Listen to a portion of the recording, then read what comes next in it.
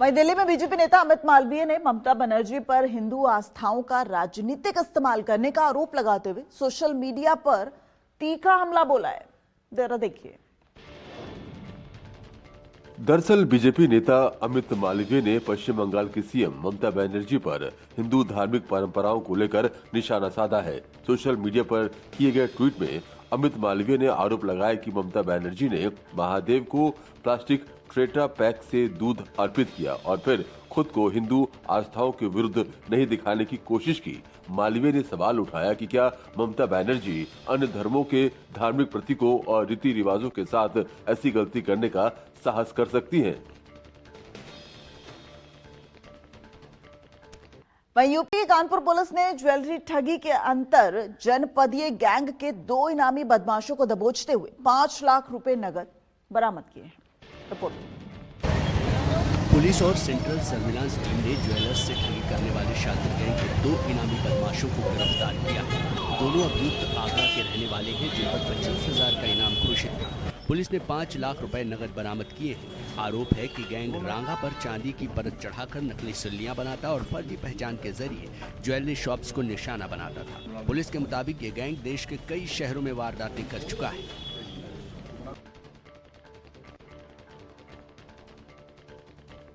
वहीं देश की राजधानी दिल्ली से ईडी की बड़ी कार्रवाई की खबर सामने आई है, जहां ईडी ने ओडिशा में अवैध खनन से जुड़े मनी लॉन्ड्रिंग मामले में छापेमारी कर करोड़ों की नकदी और अहम दस्तावेज बरामद किए हैं। ईडी के भुवनेश्वर जोनल ऑफिस ने ओडिशा में अवैध खनन से जुड़े मनी लॉन्ड्रिंग केस में पीएमएलए एक्ट के तहत की गई तलाशी के दौरान अलमारी भरकर रखी करोड़ों रुपए की नकदी बरामद की। इसके अलावा हाई एंड बेनामी वाहन, अचल संपत्तियों के दस्तावेज, एग्रीमेंट और माइनिंग लीज से संबंधित कागजात भी जब्त किए गए। ये कार्रवाई राज्य में अवैध खनन नेटवर्क और उससे जुड़े पैसों की जांच के तहत की गई। एजेंसी मामले की आगे की पड़ताल में जुटी हुई है।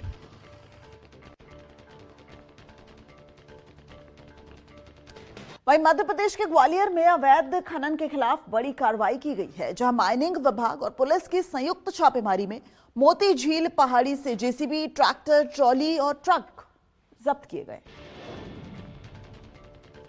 मुखबिर की सूचना पर सहायक खनिज अधिकारी पुलिस बल के साथ मौके पर पहुंचे, जहां अवैध खनन होता मिला।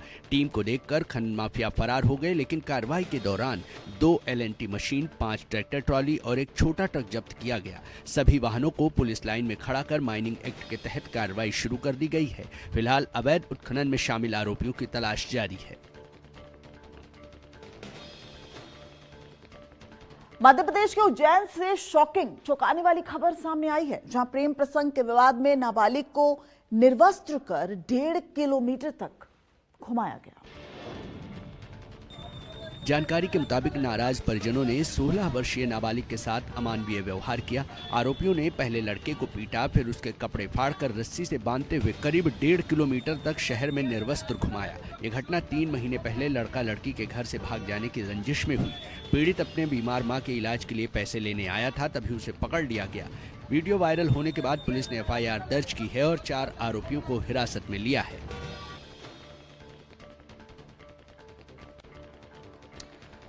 मध्य प्रदेश के छतरपुर में बाबा बागेश्वर का एक वीडियो वायरल हो रहा है, जिसमें महाराज जी ने अपने गुरु के जन्मदिन पर खास अंदाज में डांस कर शुभकामनाएं दी हैं। बाबा बागेश्वर का ये वीडियो सोशल मीडिया पर छाया हुआ है, जिसमें वो जगतगुरु श्री राम भद्राचार्य के जन्मदिन के मौके पर नृत्य करते हुए नजर आ रहे हैं। बागेश्वर महाराज पंडित धीरेन्द्र कृष्ण शास्त्री चित्रकूट में अपने गुरु के दर्शन के लिए पहुंचे थे। वीडियो में दिख रहा है कि महाराज ने उत्साह और जोश के साथ डांस करते हुए जन्मदिन की बधाई दी और गुरु का आशीर्वाद भी प्राप्त किया।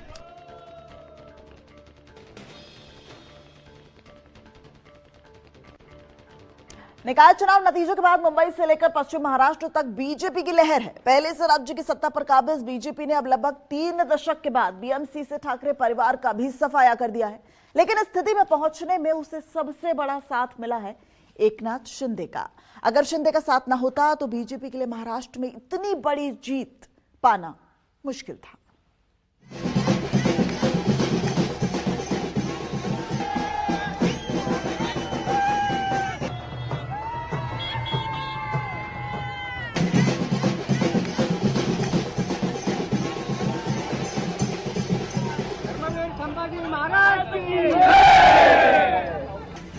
महाराष्ट्र के निकाय चुनावों में महायुति ने मुंबई समेत पूरे महाराष्ट्र में जीत का परचम लहरा दिया है। इन चुनावों में बीजेपी ने जीत के सारे रिकॉर्ड तोड़ दिए हैं। ऐसा तब हुआ है जब 20 साल बाद ठाकरे परिवार के अलग हो चुके चचेरे भाई फिर से साथ आए और मराठी मानुष के मुद्दे को फिर से हवा दी। लेकिन 16 जनवरी को जब चुनाव नतीजे आए तो बीजेपी गठबंधन ने बड़ी जीत दर्ज की। मुख्यमंत्री देवेंद्र फडणवीस ने बीएमसी और अन्य निगमों के चुनावों से पहले दावा किया था कि बीजेपी अपना ही रिकॉर्ड तोड़ देगी और सच में ऐसा हुआ भी। बीजेपी गठबंधन ने प्रचंड जीत दर्ज की। देखिए 15 साल से महानगर पालिका में हमारा शासन है, फिर पॉजिटिव वोट के साथ 5 साल के लिए जनता ने हमको बहुत मेजोरिटी से चुन के दिया है, रिकॉर्ड ब्रेक। और इसका जनता का विश्वास और प्रेम, ये हमारी सबसे बड़ी ताकत है। हमने जात पंथ धर्म भाषा के आधार पर राजनीति नहीं की, जनता का ईमानदारी से विकास किया और जो विकास किया उसमें भेदभाव नहीं किया। अब तक के रुझानों और घोषित परिणामों के अनुसार बीजेपी पहले नंबर पर, उसके बाद एकनाथ शिंदे की शिवसेना, कांग्रेस और अजीत पवार की राष्ट्रवादी कांग्रेस पार्टी तीसरे और चौथे नंबर पर है। नतीजों में बीजेपी और एकनाथ शिंदे के गठबंधन का फॉर्मूला सबसे सफल होता दिख रहा है। शुक्रवार देर रात तक घोषित नतीजों में बीजेपी 1400 सीटें जीतकर सबसे बड़ी पार्टी बनकर उभरी है। एकनाथ शिंदे की शिवसेना को 397 सीटें, कांग्रेस को 324, अजित पवार की नेशनलिस्ट कांग्रेस पार्टी एनसीपी को 158 और उद्धव ठाकरे की शिवसेना को 153, एमएनएस को 13 सीटें मिली। रुझानों में 29 नगर निगमों में से 25 में बीजेपी गठबंधन को बढ़त है। पूरे महाराष्ट्र को बीजेपी और शिंदे गुट ने मिलकर भगवामय कर दिया है। बीजेपी को पहली बार सत्ता अपने बूते पर बनाने की स्थिति आई है। उनको एकनाथ शिंदे का सपोर्ट जरूर लगेगा, लेकिन एकनाथ शिंदे बहुत छोटे से स्थिति में रहेंगे। ज्यादातर बहुमत आज उनके पास है। एक सबसे बड़ी पार्टी के रूप में बीजेपी उभरी है, तो उसकी ये एक ऐतिहासिक जीत का पल है। इस एकतरफा जीत से बीजेपी गठबंधन का जोश हाई है। प्रधानमंत्री नरेंद्र मोदी ने एक्स पर पोस्ट कर बधाई दी। मुख्यमंत्री देवेंद्र फडणवीस ने भी फोन कर बीजेपी प्रदेश अध्यक्ष रविंद्र चव्हाण को बधाई दी। माननीय अध्यक्ष महोदय रविंद्र चव्हाण साहेब, अभिनंदन तुमचं फार फार। तुमच्या नेतृत्वामध्ये संपूर्ण महाराष्ट्रात मिळालेला जो विजय आहे, भारतीय जनता पार्टी और एकनाथराव शिंदे जी की दोनों पार्टी की मिलके पूर्ण बहुमत वाली अच्छी शासन हम आगे चल के देख पाएंगे। भारतीय जनता पार्टी ने बहुत ही ऐतिहासिक परिणाम मुंबई में देखे। मेरे खुद के क्षेत्र उत्तर मुंबई में record setting victory Bharatiya Janata party और शिवसेना की हुई है। प्रदेश के सभी निगमों में सबसे अहम बृहन मुंबई महानगर पालिका यानी बीएमसी है। बीजेपी गठबंधन ने बीएमसी चुनाव जीतकर साबित कर दिया कि फिलहाल विपक्ष के पास उसकी काट नहीं है। बीएमसी की 227 सीटों में से बीजेपी ने 89, शिवसेना ने 29, कांग्रेस ने 24, शिवसेना यूबीटी ने 65 और एमएनएस ने 6 सीटें जीती हैं, जबकि एआईएमआईएम को 8, एनसीपी को 3, समाजवादी पार्टी को 2 और एनसीपी शरद पवार गुट को सिर्फ 1 सीट मिली। मुंबई से लेकर पश्चिमी महाराष्ट्र तक में बीजेपी की लहर साफ नजर आई। ये चुनाव परिणाम न केवल स्थानीय प्रशासन की दिशा तय करेंगे, बल्कि आने वाले समय में महाराष्ट्र की सियासी तस्वीर पर भी असर डाल सकते हैं। बीजेपी 45 साल में पहली बार बीएमसी में सबसे बड़ी पार्टी बनकर उभरी है और वो पहली बार मुंबई में अपना मेयर बनाने की स्थिति में है।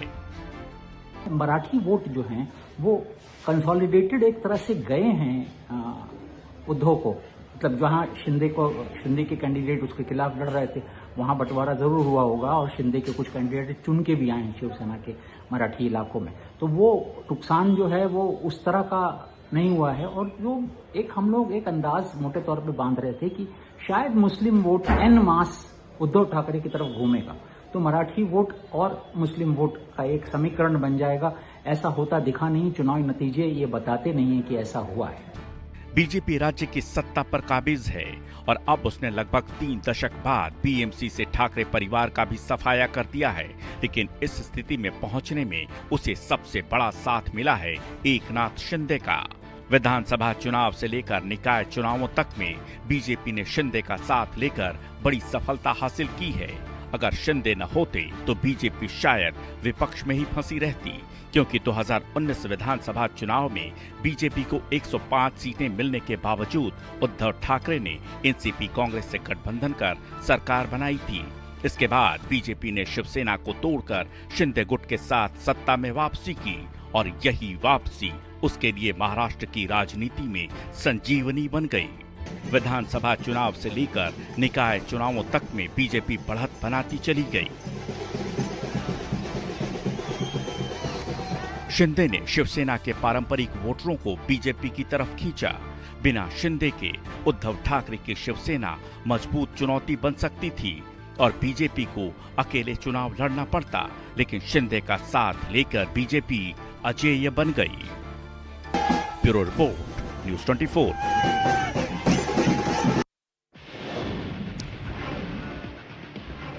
वहीं देश की राजधानी दिल्ली से अहम खबर, जहां दिल्ली एनसीआर में भीषण कोहरा आज देखा जा रहा है। घने कोहरे से विजिबिलिटी बेहद कम हो गई है। दिल्ली एनसीआर में शीतलहर का भी कहर जारी और इसकी वजह से एक बार फिर दिल्ली में ग्रैब 3 लागू कर दिया गया है। यानी तमाम पाबंदियों के साथ अब दिल्ली वालों को गुजर बसर करना होगा। घने कोहरे से विजिबिलिटी कम हो गई है, साथ ही साथ शीतलहर का कहर भी जारी है। यानी डबल अटैक से दिल्ली वाले इस वक्त 2-4 हो रहे हैं और साथ ही साथ तीसरा अटैक पॉल्यूशन का भी आ गया। यानी ट्रिपल अटैक इस वक्त दिल्ली एनसीआर वाले लोगों को परेशान कर रही है। दिल्ली में इस वक्त ग्रैब 3 लागू हो चुका है। यानी तमाम पाबंदियां एक बार फिर से दिल्ली एनसीआर में लागू हो गई हैं। और ये 2 तस्वीरें देखिए, शीतलहर ने बढ़ाई है टेंशन, विजिबिलिटी बेहद कम है। ऐसे में आम लोग जो हैं वो अलाव जलाकर अपना गुजर बसर कर रहे हैं। सबसे ज्यादा सावधान रहना है जो दिल्ली की सड़कों पर निकल रहे हैं उन लोगों को, चूंकि विजिबिलिटी इस वक्त बेहद कम है। 500 मीटर विजिबिलिटी रह गई है, जिसकी वजह से जो वाहन इस वक्त दिल्ली की सड़कों पर चल रहे हैं उन्हें बेहद तकलीफ का सामना करना पड़ रहा है और रफ्तार पर भी ब्रेक लगता नजर आ रहा है। ऐसे में आपको भी अगर किसी गंतव्य स्थान पर जाना है, अपने ऑफिस, अपनी दुकानों के लिए जाना है, तो आप थोड़ा सा समय लेकर निकले, क्योंकि इस वक्त दिल्ली में पूरी तरीके से सफेद चादर दिख रही है।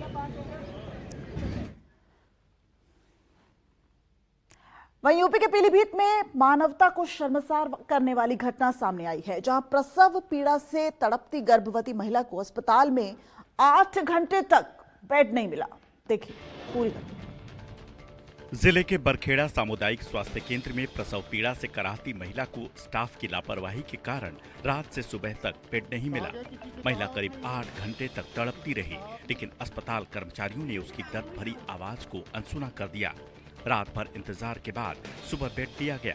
इस घटना ने सरकारी अस्पताल की व्यवस्था और मानवता पर सवाल खड़े कर दिए हैं।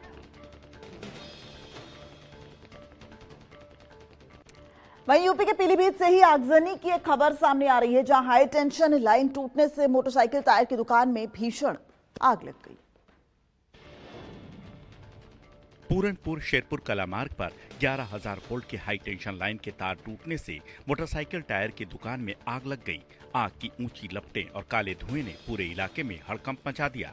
स्थानीय लोगों ने तुरंत पुलिस और बिजली विभाग को सूचना दी, जिसके बाद दमकल की टीम मौके पर पहुंची और कड़ी मशक्कत के बाद आग पर काबू पाया गया। इस अग्निकांड में लाखों का सामान जलकर खाक हो गया।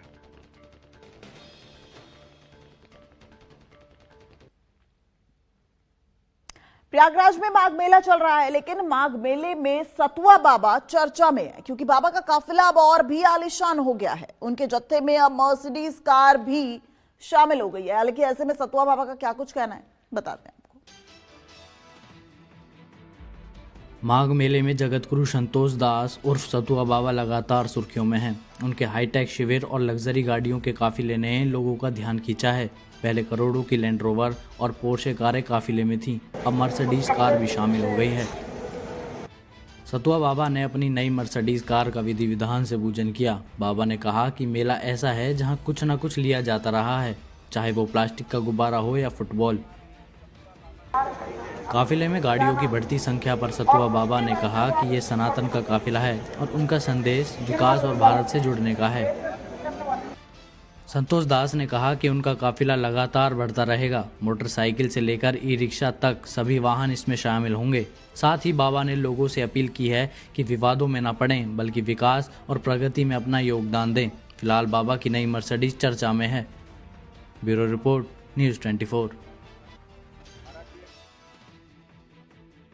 वहीं उत्तराखंड के मसूरी में बाबा बुल्ले शाह के मजार को लेकर विवाद हो गया है और हिंदूवादी संगठनों ने जमकर अब विरोध प्रदर्शन करना शुरू कर दिया है। बालाहिसार में स्थित बाबा बुल्ले शाह की मजार को लेकर तनाव तब बढ़ गया जब हिंदूवादी संगठनों ने हंगामा शुरू कर दिया। कार्यकर्ताओं ने एक सप्ताह के भीतर मजार हटाने की मांग करते हुए इसे अवैध निर्माण बताया। हालांकि प्रशासन, वन विभाग और बायनवर्ग एलेन स्कूल प्रबंधन के हस्तक्षेप के बाद मामला शांत हुआ। जानकारी के मुताबिक ये मजार निजी भूमि पर है और करीब 100 वर्ष पुरानी है। मुस्लिम समुदाय इसे शहर का सांस्कृतिक हिस्सा मानते हैं, जबकि प्रदर्शनकारी इसे लैंड जिहाद बताकर सख्त कार्रवाई की मांग कर रहे हैं।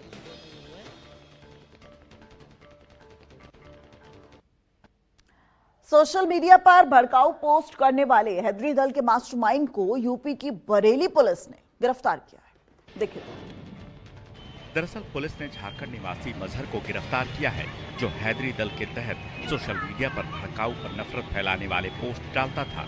मजहर दिल्ली में मोमोज बेचने का काम करता है और कई नामों से सोशल मीडिया अकाउंट बनाकर फेक न्यूज फैलाता था।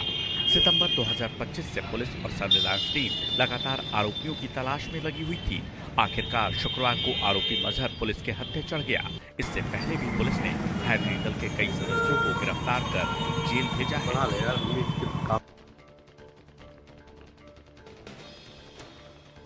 उत्तर प्रदेश के औरिया में उस वक्त बवाल हो गया जब प्रशासन के सामने ही एक दलित के खेत को बुलडोजर से रौंद दिया गया और औरैया में फसलों को आग लगा दी गई, जिसके बाद जमकर हंगामा भी हुआ।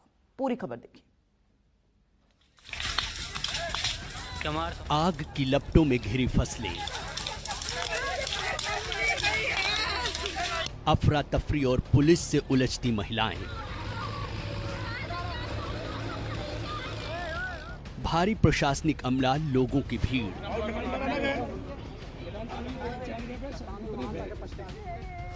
रोती बिलखती महिलाएं और खेत में खड़ा बुलडोजर।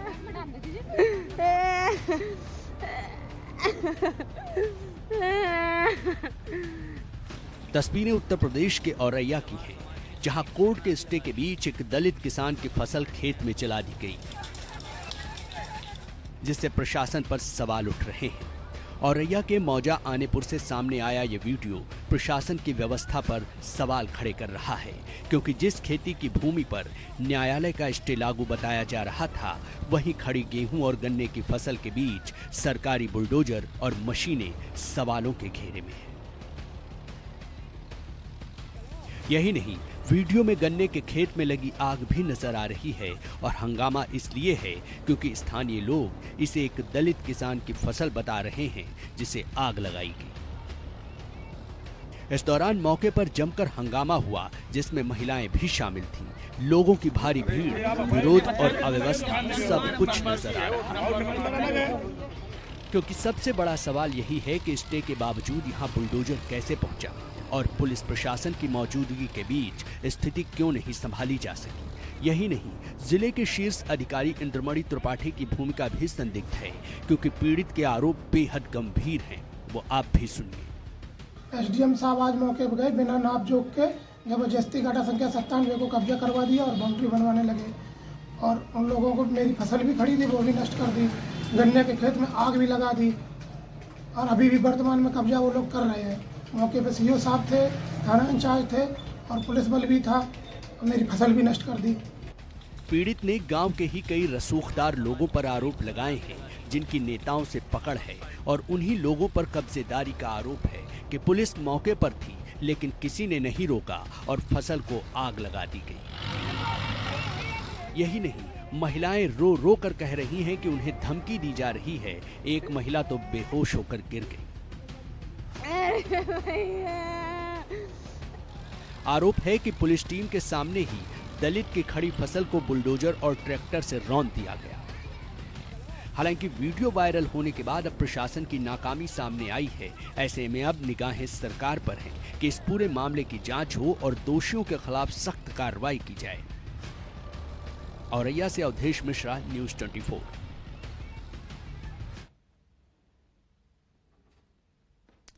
और अगली खबर भी यूपी से ही आ रही है, जहां यूपी के हापुड़ में पुलिस ने अवैध हथियार गिरोह का भंडाफोड़ किया है और 3 बदमाशों को गिरफ्तार कर 4 पिस्टल और 14 कारतूस जब्त किए हैं। धौलाना पुलिस ने अवैध शस्त्र तस्करी के खिलाफ बड़ी कार्रवाई करते हुए एक संगठित गिरोह का पर्दाफाश किया और 3 आरोपियों को गिरफ्तार कर उनके कब्जे से 4 अवैध पिस्टल, 14 जिंदा कारतूस, 6 तमंचे, 3 मोबाइल फोन और 1 मोटरसाइकिल बरामद हुई है। पूछताछ में पता चला है कि अवैध पिस्टल 40 से 50 हजार रुपए और तमंचे 4 से 5 हजार रुपए में बेचा जाता था। गिरफ्तार आरोपियों पर पहले से कई मामले दर्ज हैं।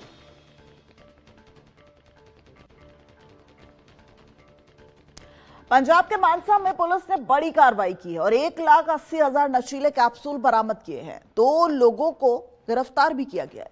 पूरी खबर देखिए।